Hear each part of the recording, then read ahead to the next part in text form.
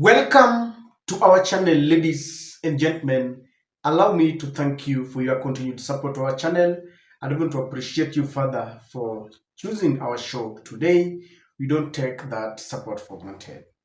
Now, as President William Samoei Ruto embarks on a tour of the Mulembe nation, giving them goodies and trying to woo them to support him ahead of 2027, all is not rosy, because in Saboti constituency, led by none other than the youthful and the controversial Member of Parliament, Caleb Hamisi, the constituents forced their Member of Parliament to walk out of the broad-based government because they rejected William Ruto, and they told Caleb Hamisi they don't want anything to do with William Samoei Ruto.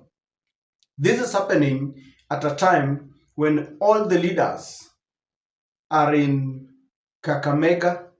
They have converged there, led by the usual suspects: Francis Atwoli, Musalia Mudavadi, Moses Wetangula, Wycliffe Oparanya. You can name them. And they are telling William Ruto that despite all that is happening in the country, they will render him support. They will rally their people to support William Ruto in 2027. I want us to watch this video. Just before we do that, allow me to request you to subscribe to our channel, click the notification bell to allow YouTube to notify you whenever we release a video like this. Kindly like and share our videos, and to those who support us in one way or the other, thank you very much. This is Caleb Hamisi with his constituents. Wale ambao wanasema CDF itupiliwe mbali, tuinue mkono tuone. Wale wamesema tufukuze CDF, itupiliwe mbali, wapi mkono? Wale wanasema CDF iendelee, weke mkono tuone. Weka mkono Kasongo aone, Kasongo aone, Kasongo aone.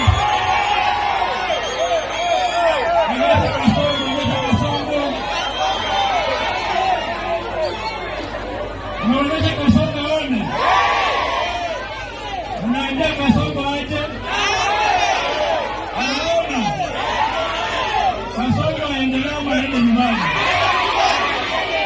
Wangapi wanasema Kasongo aendelee? Wangapi wanasema Kasongo aende nyumbani? Huyo jamaa ameisha basi.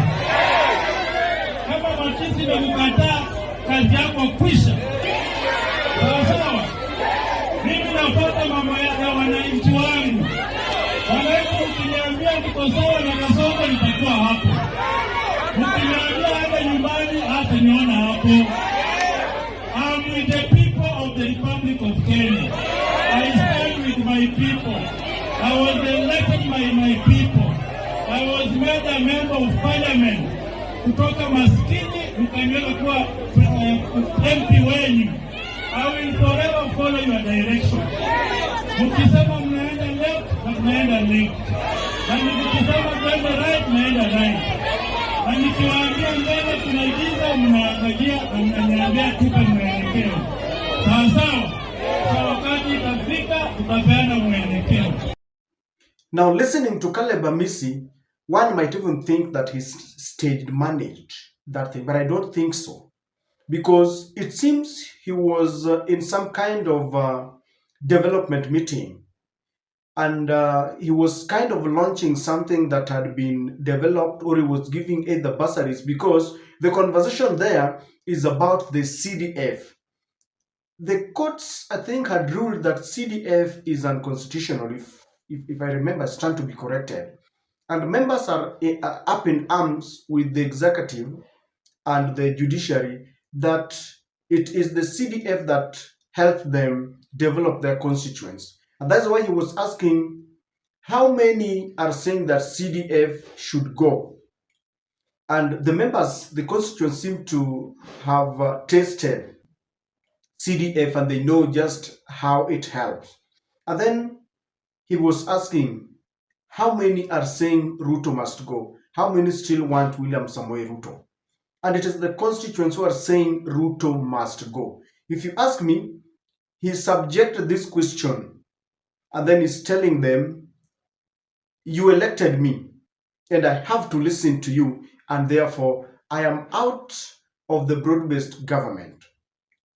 You know, it also worth noting that Caleb Hamisi is one of the youthful leaders who are very close to Raila Odinga. Many a times, he has lashed out on Kenyans who still want Raila Odinga to go to the streets to endure tear gas. He's saying that Raila has fought enough for this nation and therefore others should now take over from where Raila left. This is not the first time that Caleb Hamisi is going head-on with William Samoei Ruto. At some point, I remember a few months ago, he said he was ready to impeach William Samoei Ruto. He was ready to sponsor a motion of impeachment in Parliament. And after the Gen Zs stormed Parliament in June, Caleb Hamisi declared that we had two presidents, William Ruto and Gen Zs. This is it. Kazi yetu tutasikiza Gen Z. Hiyo kazi imeisha. Sasa Ruto, ujitayarishe, watu wako, they'll not face the parliament. Your cabinet will face the people of the Republic of Kenya. Maraisi saa ni wawili. Rais wa kwanza ni William Ruto, rais wa pili ni Gen Z. Upende, usipende. What is the conclusion about Caleb Hamisi's statements and his declaration that he is out of the broad-based government? Because Caleb is following the political ideologies of Raila Odinga, and Raila is in broad-based government. Why is he making a declaration that is contrary to that of Raila Odinga? One, this has got everything to do with the Trans-Nzoia politics. Caleb Hamisi is the member of parliament of Saboti constituency. Saboti constituency is in Trans-Nzoia. Trans-Nzoia is in the grip of George Natembeya.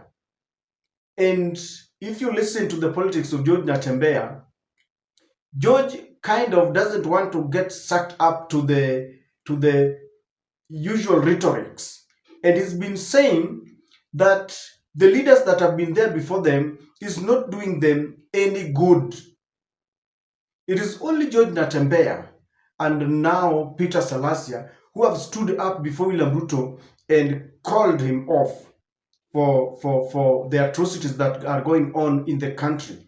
The other time in a burial event in Bungoma, when they went to mourn with Moses Wetangula and team, everyone was praising William Ruto, but George Natembeya told him, off, Mr. President, abductions are going on, and please, this must stop. And of course, Salasya yesterday told William Ruto, Mr. President, I know you've come here to give bonuses, but SHA is not working.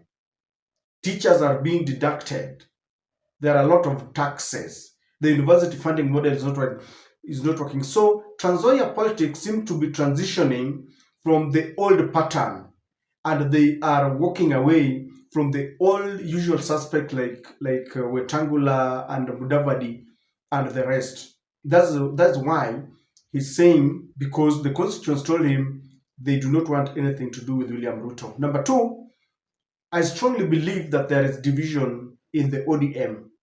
ODM is a party that many believe has always stood for the truth. But since they got into bed with the government, the ODM party is blowing hot and cold, speaking from both sides of the mouth. And there is a group in ODM that believes that you should not question what is going on in the government. That even if people are being abducted, you should be quiet. Why? Because all this were happening during Uhuru and none questioned them. So we should allow bad things to happen in the country because they are driving a narrative that people are now questioning William Ruto because he is a Kalenjin. And they say that when you question this, you are jeopardizing chances of Raila Odinga of clinching the African Union seat. But there's a group that feels that even if we are in government, we have to question and call the president to order.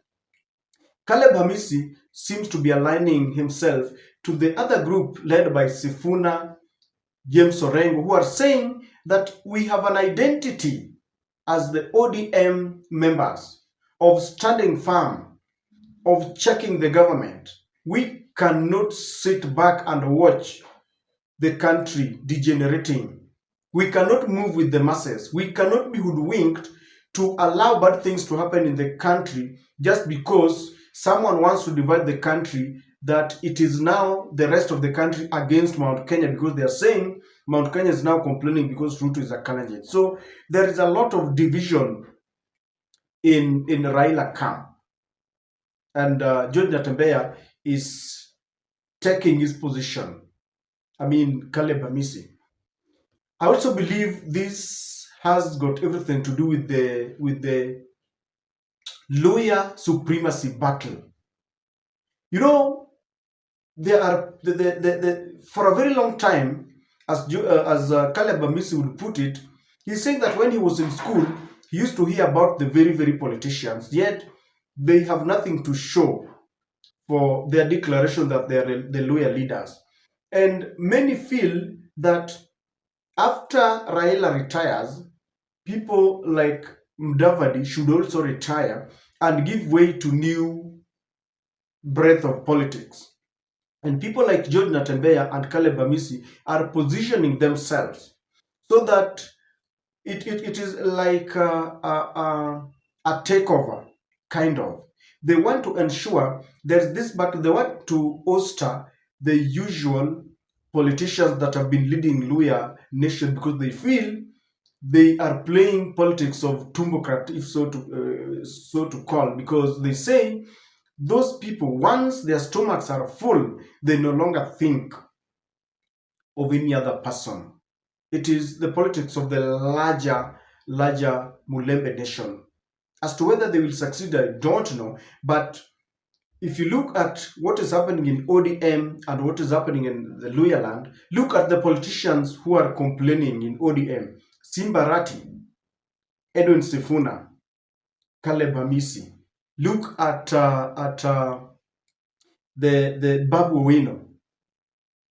They are young politicians who feel that maybe beyond after 2027, they strongly believe that Raila might not have a say so much in the Kenyan politics, or rather they believe Raila should now relinquish active politics even in ODM and play as a patron. You should be there to be consulted. Then what happens after Raila leaves, after Raila exits? There must be takeover, and they are positioning themselves. William Ruto has been rejected, and it was not Caleb Hamisi. Caleb simply subjected that question, and they've said Ruto must go. And I love the fact that we need to listen to our constituents. When you are elected by your constituents, you need to listen to them. When you go to parliament, you need to champion their cause. If there is a decision to be made, you need to ask them first. This is the problem that we've had.